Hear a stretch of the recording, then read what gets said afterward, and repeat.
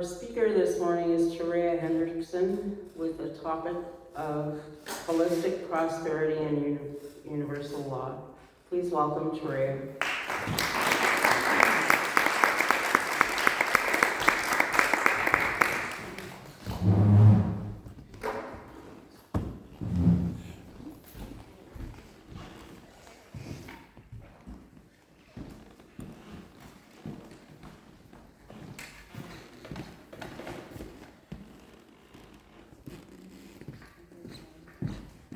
I want to thank Audrey for giving me the opportunity to do this because it is my most passionate topic in the whole world.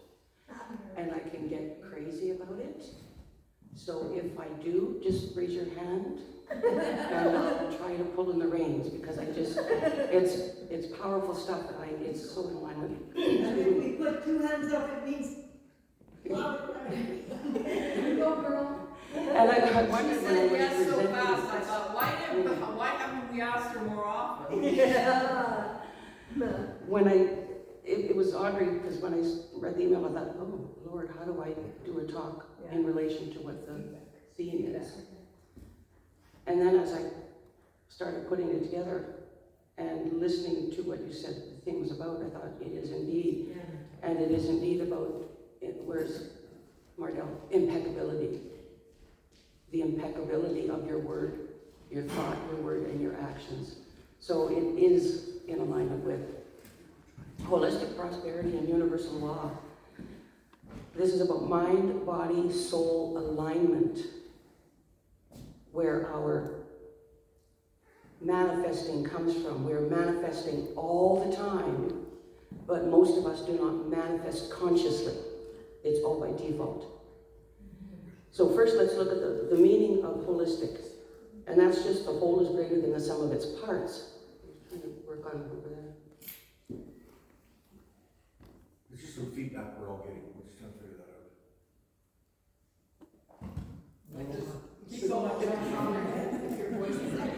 out. Each part, yeah, I can hear it. Each part has a purpose, but it's when those parts come together that you get more fulfillment, more power behind it. There's an interdependence of each part. You have to connect the mind, connect the body, and connect the spirit in order to successfully manifest the dreams, the goals, the desires, the visions, whatever it is that you want. What is prosperity? The condition of being successful or thriving, favorable state or outcome. Keep in mind, prosperity is not relative to finances alone.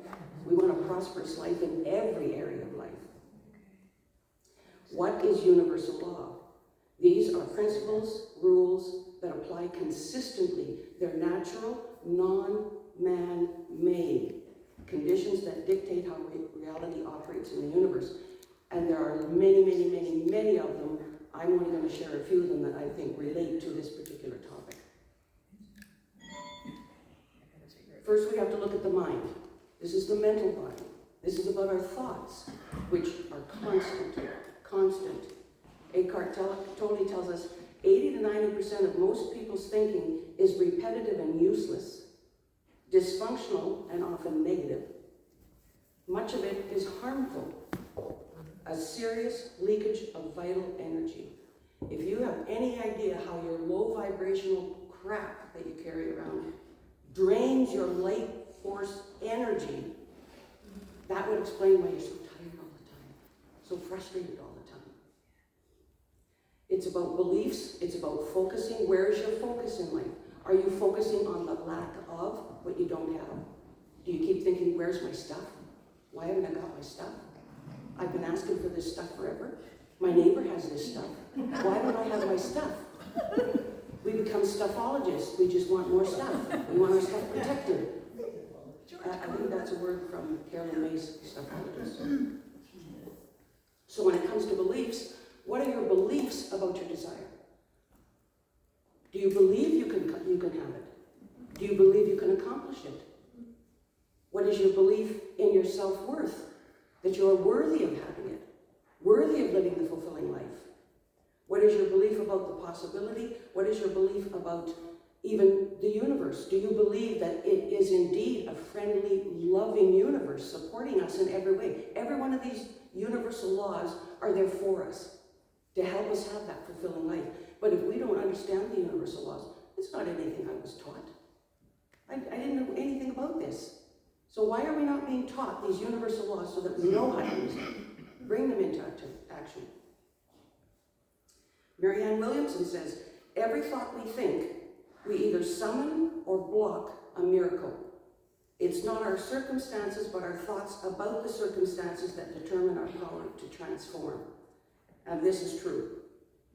Your belief, if you have a limiting belief about finances, about career, about family, about love, if you think it can't ever happen, it hasn't happened yet, it probably never will happen, it never happened in my family, there was no rich people in my family, there was no prosperity, there was no evidence.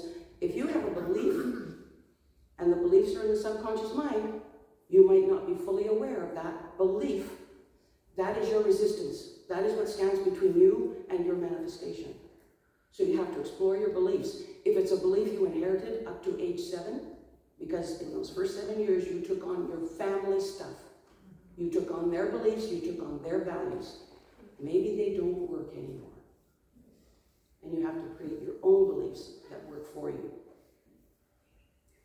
And of course our thoughts lead to a feeling. There's no feeling that doesn't come from a thought. And from the thought comes an emotion. The emotion is usually the feeling plus a belief.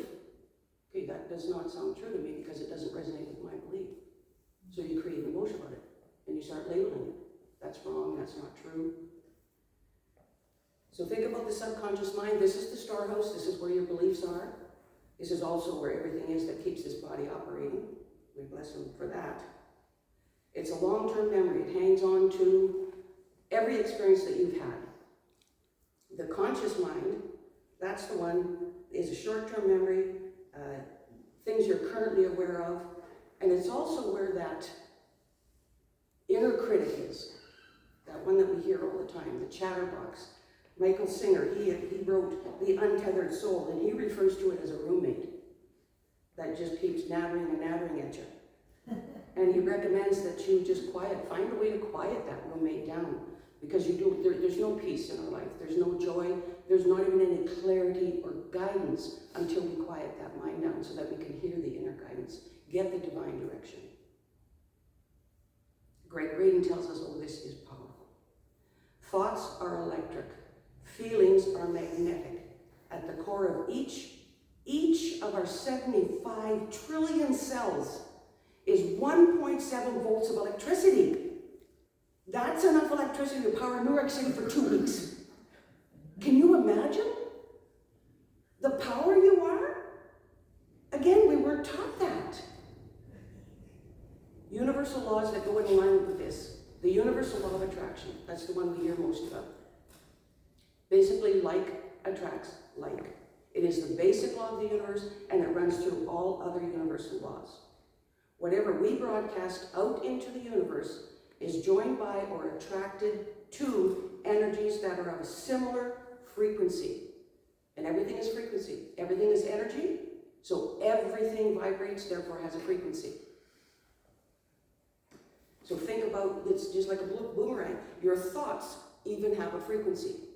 Even though they're in here, you don't think they're out here, they have a vibrational frequency. So your thought of, there's never enough, I don't know how to get more, all the negative aspect thoughts are going out into the universe like a boomerang and bringing more like energy back to you. And most of us are doing it unconsciously. The universal law of deliberate creation, that which I give thought to, I begin to attract. So what we give thought to with emotion, we attract a whole lot quicker. Because emotion is very, very powerful. And the universe doesn't hear our thoughts. The universe doesn't hear our thoughts. The universe receives our frequency. It is responding to your frequency every minute of every day. This is the law where we are offering a vibration knowingly, deliberately, consciously, in order to create what we want, rather than creating by default. So we have to be conscious, aware, deliberate, and choose our thoughts wisely. And that takes practice for many of us. Esther Hicks says, whatever you really, really, really want, you will get quickly. Whatever you really, really, really don't want, you will get quickly. The universe never says no. All the universe says is yes. I'm sick and tired of being sick and tired. Yes, you are sick and tired of being sick and tired. That's how the universe works. And the universal law of cause and effect, that's another part, popular one. Every cause has its effect. Every effect has its cause. So every effect that you see in your outside world, in your physical life, has a very specific cause which has its own origin in your inner or mental world. You drew it to you, and that's a hard pill to swallow sometimes. This is the essence of thought power. Every thought, word, and action is a cause that sets an effect in motion to materialize over time. So we have to become the master of our words and our thoughts. The physical body, this is about physical. This is actually about taking steps, movement. Are you aware of what the next step is? You can't become clear on what the next step is until you calm down that chatterbox, get quiet, and allow the inner voice to come from the divine self, not from the head self. If there's conflicting messages going on within, again, those resistances, those beliefs that don't work for you anymore, the frustrations that you might be feeling because, gee whiskers, I'm already 71 and I don't have what I want, that's the universe is receiving the frequency of that feeling. It's about action, it's about taking execution. So you have to be, and you can take motivated action, which generally comes from outside of you. You get motivated by watching somebody else or hearing something. You might all walk out of here today truly motivated, but will you be inspired? Joe Vitale talks about inspired action. And Wayne Dyer calls that in spirit. So the inspired action comes from within. When something moves you so deeply, you might be afraid to take that step. So you gotta trust, you gotta have faith, you gotta believe in divine timing, divine guidance in order to take that first step. And even if the first step doesn't work out, there's no harm done, you just reevaluate. If the door opens, peek in. You don't have to step right in there and engage what's inside that door, but peek in and look at it from the heart center, not from the head. So the inspired action is a divine influence, and that comes from in. It's sacred. And it will be triggered by our imagination. You have to get up close and personal with your imagination. If you're not good with your imagination, I'm a Capricorn, really hard with imagination. I've had to really do a lot of processes to get quiet and let the imagination take off. I wasn't trained on big, understanding what big was. How big can I go? How much can I have? I didn't understand that as a kid because it wasn't demonstrated. There was no witness for me. So I grew up thinking small. So it was me having to find a way to think bigger. And that was really hard for me. I didn't know what big was. Still in the process. But that's where visualization and meditation, really good tools. Journaling, really good tools. Meditation is a little bit harder for some unless it's guided. But I know other people who can just sit down and go off planet there, do it really quickly. I'm not one of those. For these, this universal law of action, there's an actual universal law of action. It requires you to actually do something. And you have to show the universe that you're all in. This is what I'm ready to do here. It states that you cannot manifest the things that you want without taking action. We have to put our thoughts into action. It seems to me, who said, Tony Robbins? That there's no action in thought. There's only action in execution. Something about that execution. You have to execute. Step out and do something. That might mean coming out of your comfort zone, but then that's making your comfort zone your resistance between you and what you want. and the universal law of reciprocity. This is about giving back, spreading good, and then you do it without persuasion. And this is like amongst us humans, yes, we're here to be in service of, and you find what gives you great pleasure, what you are fulfilled by that giving, that being in service of, without reward. You just do it because it makes you so doggone happy. And the frequency of that, the frequency of having the gratitude to be able to do something for someone else. Now you gotta consider your boundaries here. You gotta consider filling up your own cup first, keeping your battery high, all that kind of stuff. So discretion. But it also relates to the universe because of that ripple effect that your every thought has. Don't think for a minute that thought stays in here. The ripple effect of the vibration of that thought goes out. I don't know how far it goes. What do they say about the butterfly wings? That something happens over in the rainforest somewhere because of the butterfly wings? So that's energy. And of course we have to look at the soul. There is no manifesting true prosperity until you incorporate the soul into your manifesting. The soul is about the deeper purpose. The soul is about self-expression rather than self-image.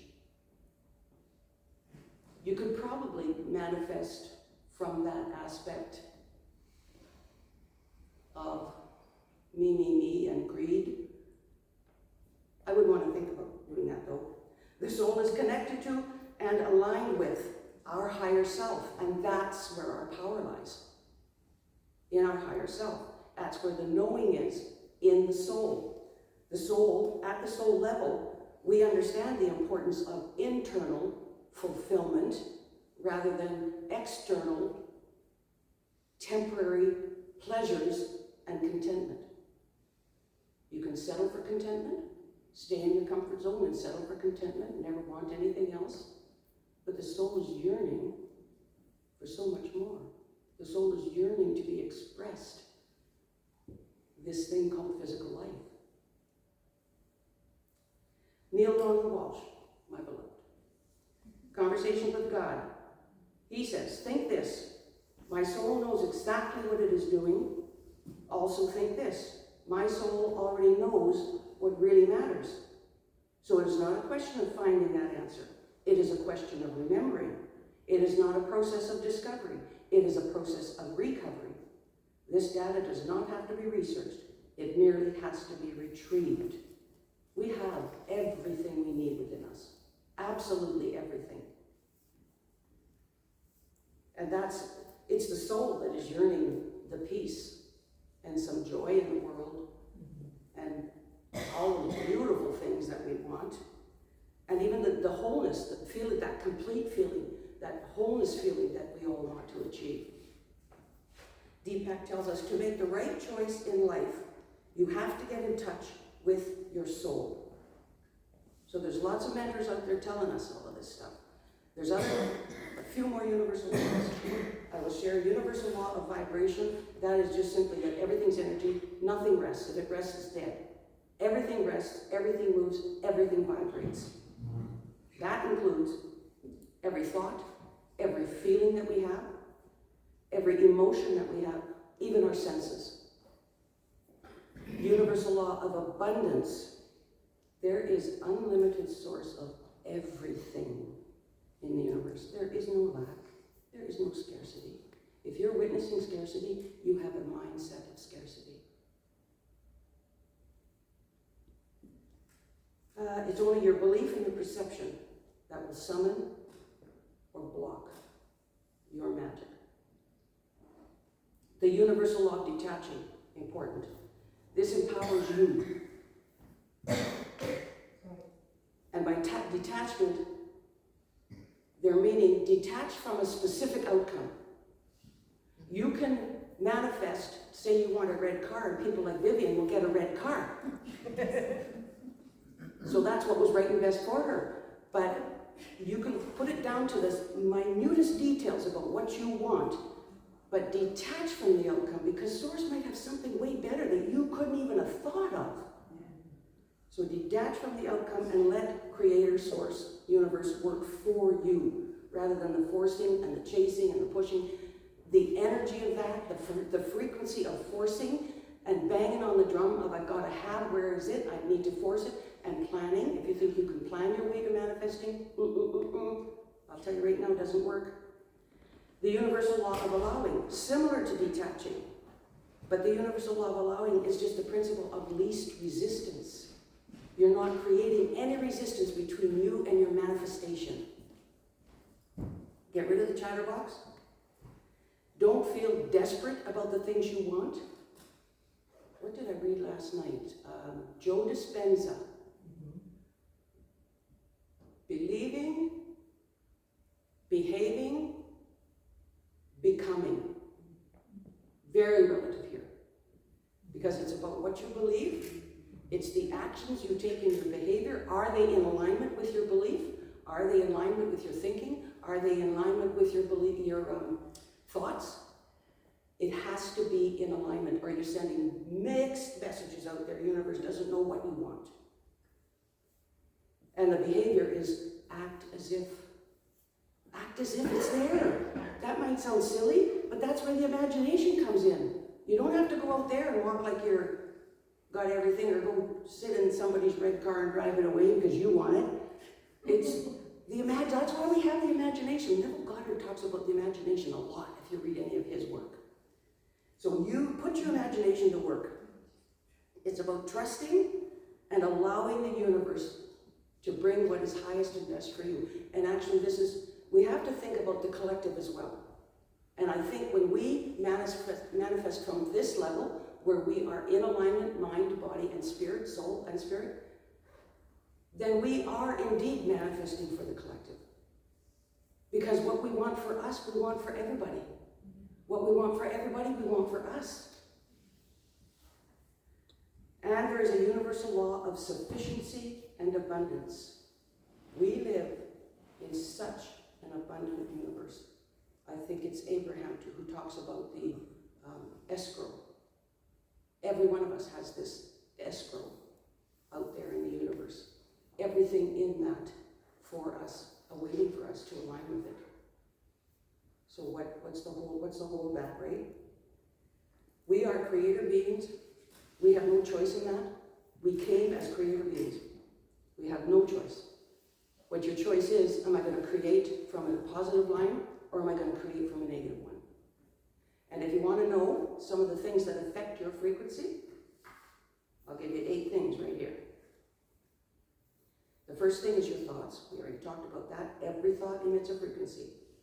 Goes out and comes back. So if it's a negative thought that's going out, if it's a worrisome, anger, resentment, regret, any of the negative frequencies, that's what comes back to you. The second one is the company you keep. The people you directly spend time with influences your vibration. If you're around happy, positive, determined, supportive people, you will entrain to that frequency. And if you are around the complaining, gossipy, angry, never happy people, you stay there long enough and you will entrain to that as well. So be aware of the company. Check your inner circle. Third one, the music you listen to. Have you heard some of that stuff out there? Oh my God. Powerful music. That's why we love this, because this is uplifting, powerful music that we listen to. But if you're listening to some of the lyrics about death and dark stuff, you absolutely, your body unknowingly will feel that. And you should, if you're in touch with your body and the way you feel, you should feel that within you, thinking, ooh, something doesn't feel right here. So check the frequency of what you are listening to. Number 4 is the things that you look at. Whether you're at a program, an event, in the middle of a situation, anything. If you're watching movies, if you're looking at watching somebody get bullied and doing nothing about it. Things like that.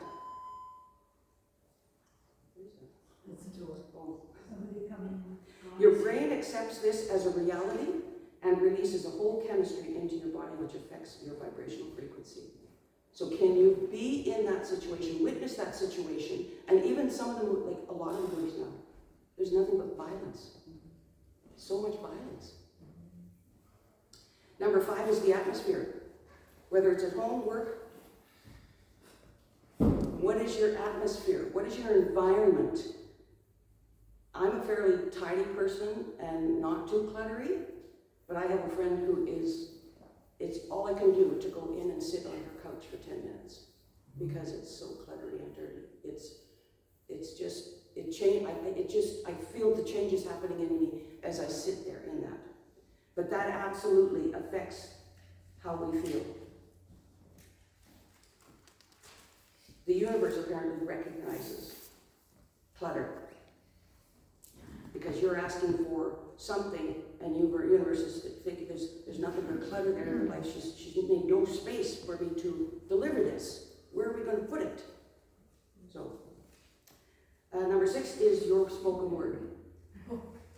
Integrity and impeccability. That one doesn't need to go any further, I don't think. Number 7 is gratitude. Gratitude positively affects the vibrational frequency, and the ripple effect it has is amazing. And this is a habit that we should integrate into our lives every single day. Give thanks for everything, the good and even what you might perceive as bad. If it's in front of you, it's there for a reason. And you wouldn't have attracted it if you weren't in a similar frequency.